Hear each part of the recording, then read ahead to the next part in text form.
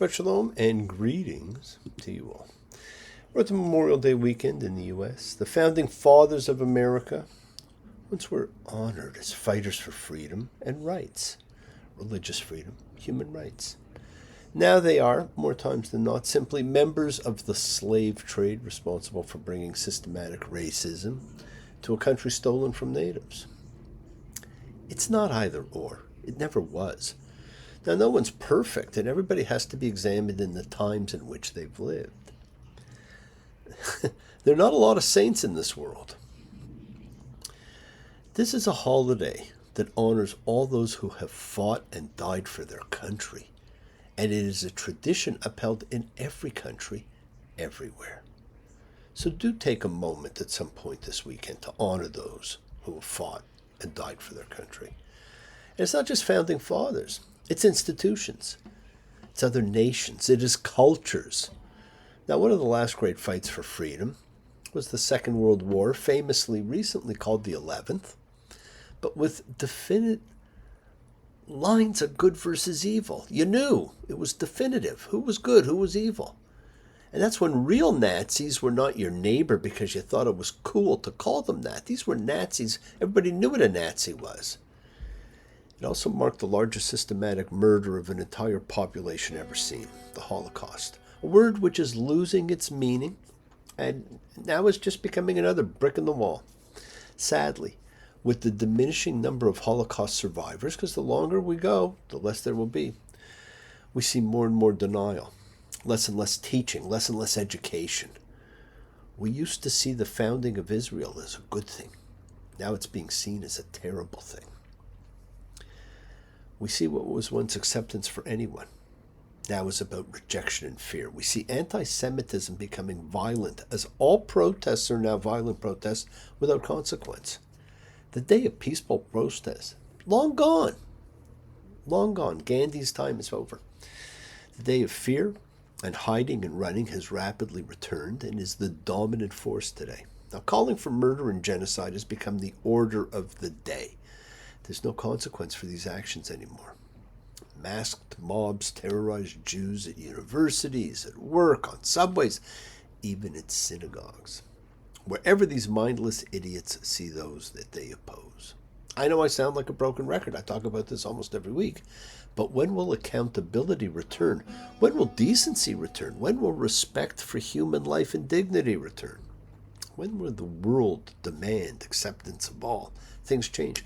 I remember the great Reverend Jesse Jackson, when running for the White House, created what he called the Rainbow Coalition. Well, that's not what the rainbow is anymore. It was designed for and welcomed voters from a broad spectrum of races and creeds. The goals of the campaign were to demand social programs, voting rights, even affirmative action for all groups. It had nothing to do with LGBTQ2+, etc., etc. I hate to say it, but I no longer know what half the groups or terms these days are. I still think of all as one, how we were meant to be.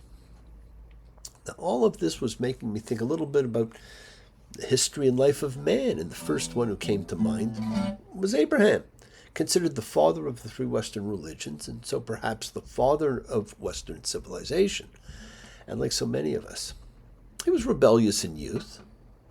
So when does he listen? Abraham was 70 when told to leave his home for a place he did not know, and he did. Childless, a wanderer, believing he would die without heirs. But then he was promised he would be the father of more than the stars in the sky. And he finally becomes a real father when he was 86 and then again at 99. Or Moses. He was 80 when God told him to go to Egypt to speak to Pharaoh. You can't tell that if you look at the movies. And while Abraham is considered the father of Judaism, there was no religion then as Judaism is practiced. He might have been the father of monotheism. Moses was more likely the true father of Judaism. There was no religion that we are aware of until he set it down. Some of the practices might have existed, but the rules, the laws, the ritual, they all came from him. But we do not listen to God. He's talking to us all the time until we are older.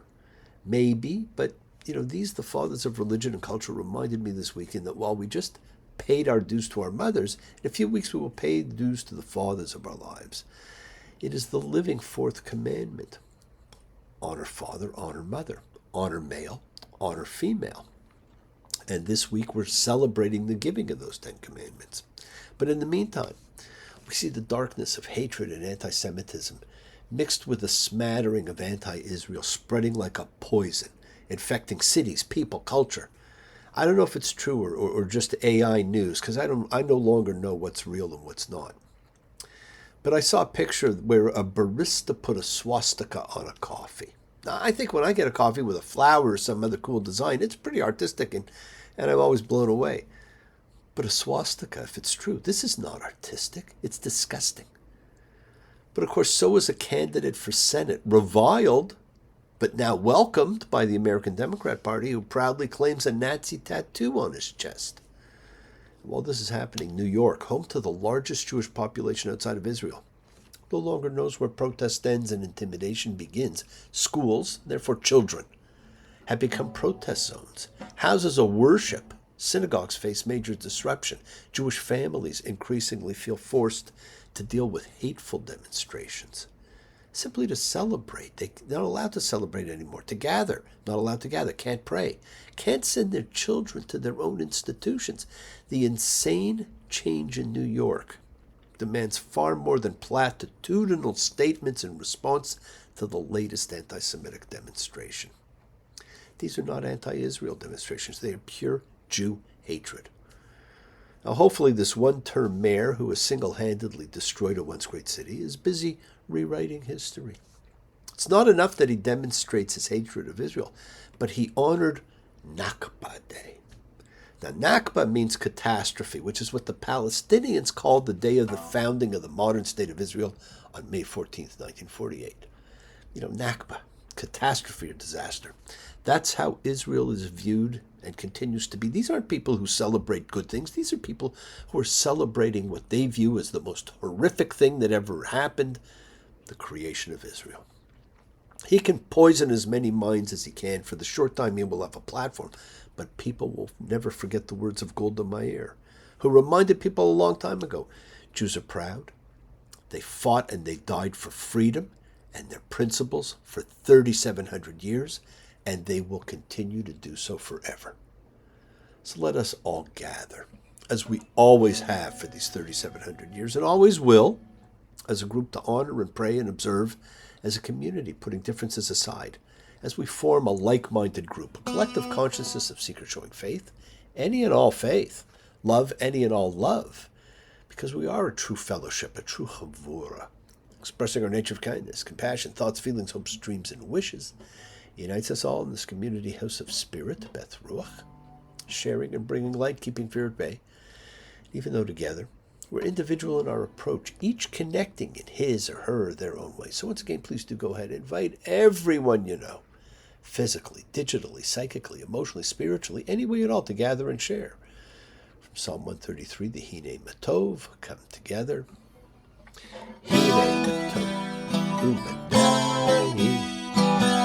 Shevet Ahim Gamla Hine Matov Umanai Shevet Ahim Gamla. How good and how pleasant it is for brothers and sisters together. Community.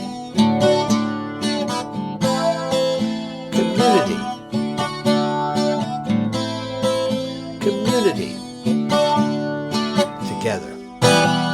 We support each other in this community. So let's all spread love, goodwill, fellowship to the world.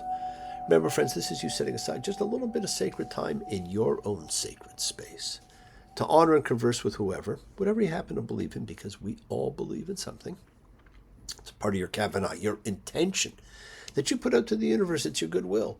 And goodwill and intention are the roots of what you can control, of what you can correct. It is your intention that sets in motion everything that occurs in your lives. Let's take some time now. Let's use that intention, send some of that goodwill, some light, some healing out to whoever you know that needs it. Healing and renewal is for everyone. Floats through space, finding those in need, so send it out for those you know and for the souls and spirits of everyone you love. So think of whoever that needs healing and renewal and love, or just plain goodwill. Focus on them. Call their names. It's not just for people. It is for our pets. It's for the earth. It is the healing of the world. The tikkun olam, that is part of our spiritual genetic makeup. And a part of that healing of the world is when we send thoughts and energy for health and renewal and goodwill for everyone. They don't have to be sick. It is the prayer for the sick, but it's for those in our hearts and our minds. Let's all send energy out for the people in need everywhere. And always special thoughts and prayers for those in need of assistance. We pray for those who need prayer. We don't have to know them. We want health, recovery, good life for everyone around us and for those close to us. For Carson, busy caring for his dear friend Jagger. We all wish a speedy recovery too. For Elizabeth Regina, it's a birthday coming. For the fabulous Lynn, also getting ready to celebrate her birth, and what a celebration it should be. For the ever-struggling Leanne, for Laura, Victoria, and Angela, a terrific trio. For Alan and Corey, Sherry, for Gabby, for Lorella and Shelley. For Lily and Giggles, who I will be seeing soon. For sweet Alana, always miss her. Snoopy. For the elf and for MW. For Roberta, for dear Ainur and Winston, planning to get together for the summer solstice celebration next month. For John and Fern. For Maria and John. For Doria. For Gloria. For Connie and Ronnie. For Tally and Mayim. For dear Nina and her loving twin Linda and Danny. For all those suffering and in need. Let's not forget to include all the familiars of our lives, all of our sacred animal friends everywhere. For everyone you know in need, for the whole world, and for Rosemary. Friends, it is the kindness, the healing wishes, goodwill, and love we all send out. It just circles the world, finding those in need. So thank you, each of you, for all you do, for all you care. Because the world is a world of spirit, and spirit, my friends, never dies.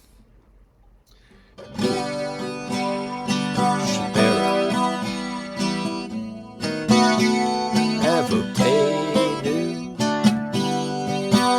Lakor Habra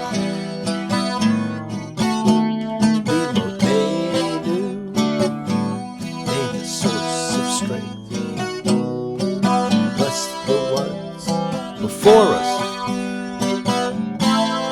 Help us find the courage. Make our lives a blessing. The renewal of body. The renewal of spirit. And let us say, Amen. Misha Barak, let us all have our spirits renewed, because this is the great prayer for healing, in which we call upon God to heal as He has healed before. Misha Barak, may He who blessed, because all healing is a blessing. Let's all send and receive healing and renewal energy in our efforts to love, to share, to care, to grow. This week celebrates another holiday, which will hold up our continuation of the regular Torah readings this week. It's one of the 3 gathering festivals. Bigger version of us gathering as we do weekly.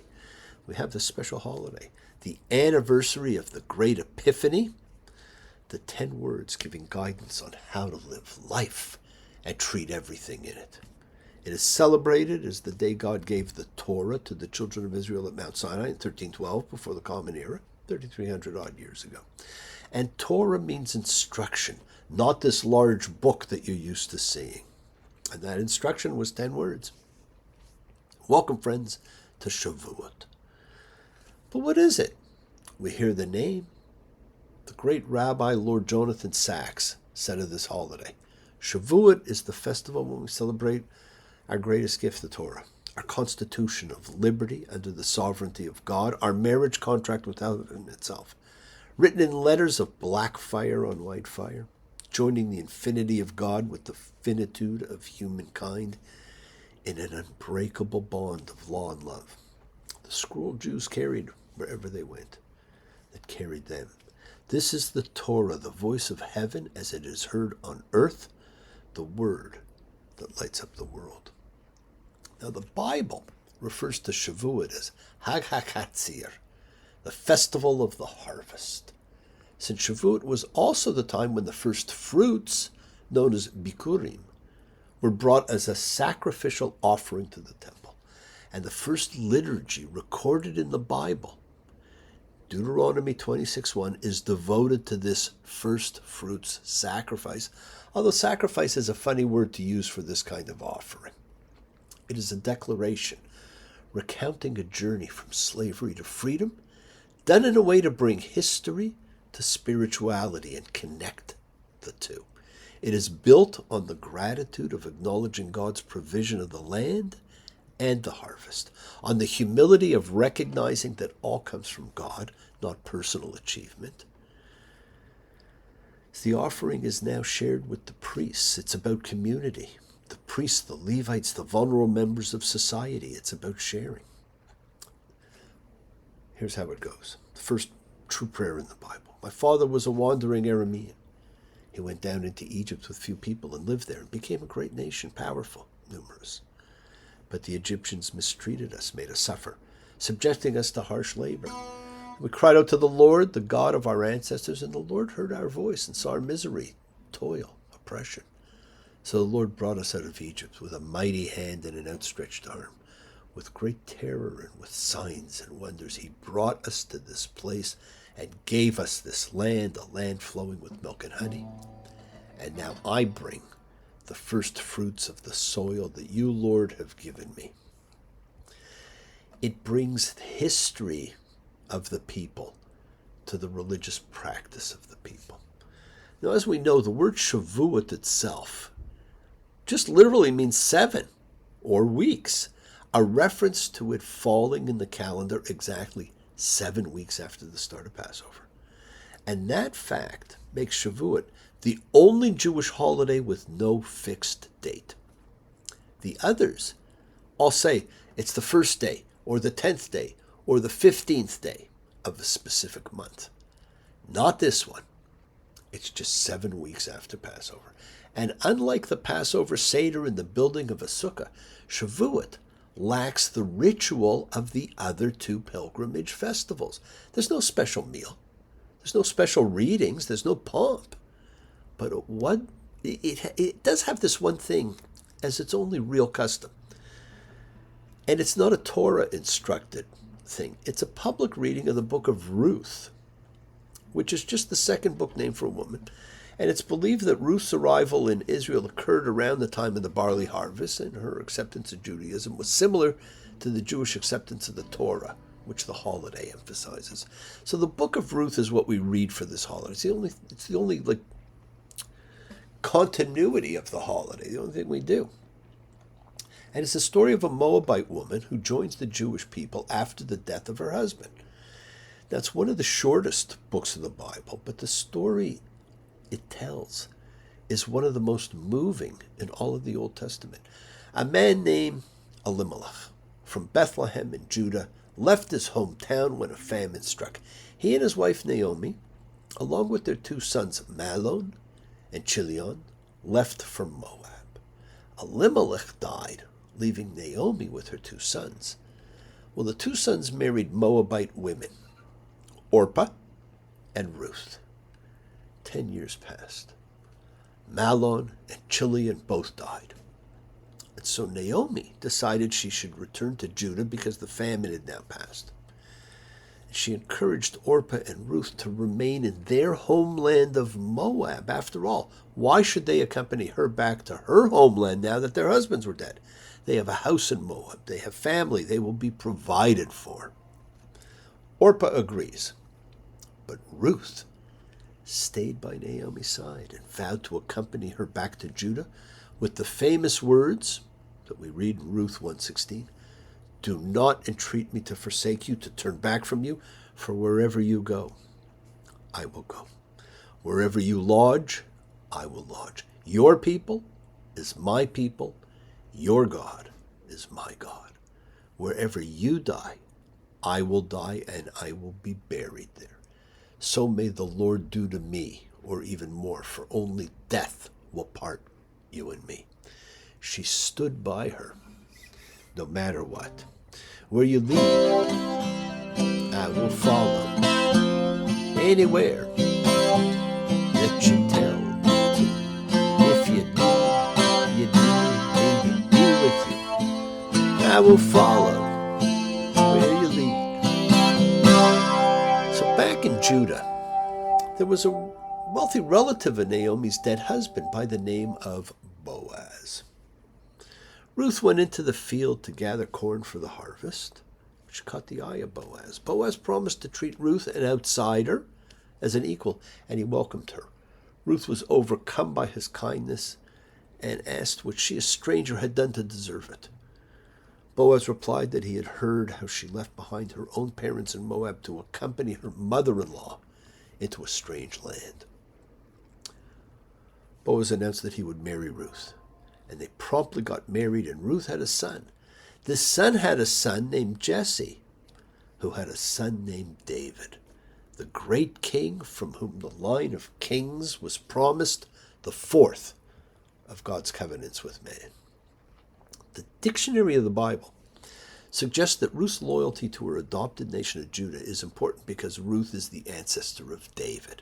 She's his great-grandmother. And so one meaning for the book of Ruth, and it is the most quoted of all the meanings, is in its genealogical quality, like one of the first 23andMe reports, as it provided the story of David's ancestry. If Ruth had never left Moab and followed Naomi to Judah, David would never have been born. And who knows when and where that fourth covenant would have been made, if at all. But this book is more. Ruth is a romance story. And as I said, it's only one of two books of the Bible named after women. The other is Esther, which we read at Purim. It's viewed as fiction. It's a short story. Some 2 millennia before the short story even came into existence as a recognized genre. But the details of the narrative are too neat to be strictly historical, as is so much in biblical writing.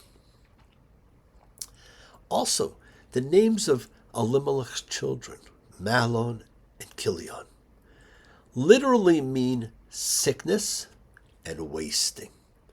These are not names normally bestowed on children, but which speak symbolically about the famine which drives Elimelech to leave Judah behind for Moab.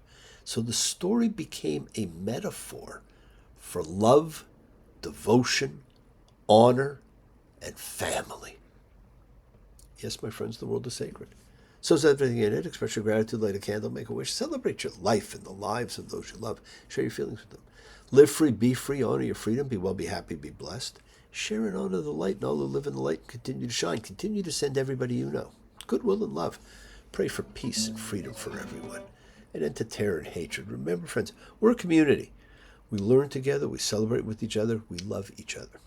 We share this right together, men and women equally. Let's all send out love, not fear. Send out peace, harmony, goodwill, healing to all who need it.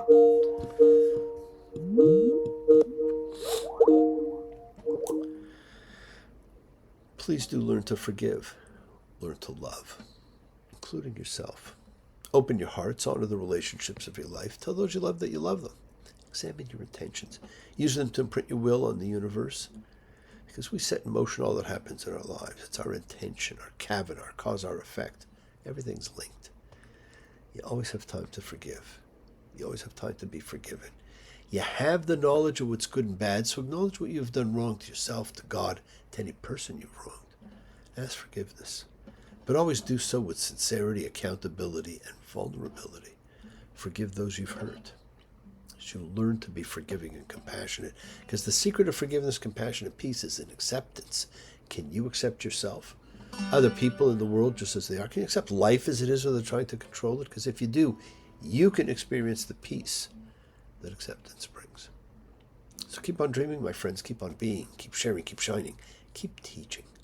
Keep spreading joy and goodwill. Do not follow fear. Follow love. It's always in front of you.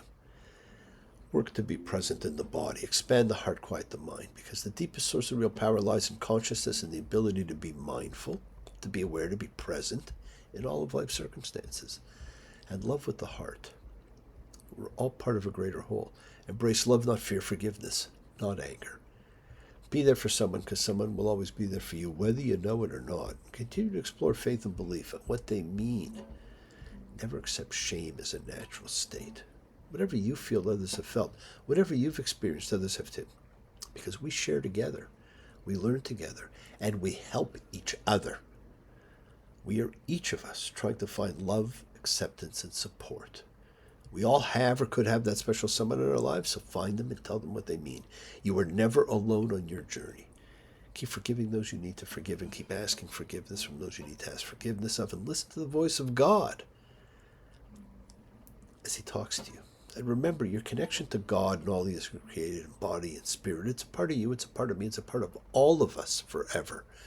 God shared the rules for life with man. Many have ignored them, many have not. But this holiday reminds us, as Ruth set the example, to always be there for each other. What would you think if I sang out a tune? Would you stand up and walk there on me? Lend me your ears and I'll sing you a song, and I'll try not to sing out of key. I get by with a little help from my friends. I get high with a little help from my friends. Gonna try with a little help from my friends.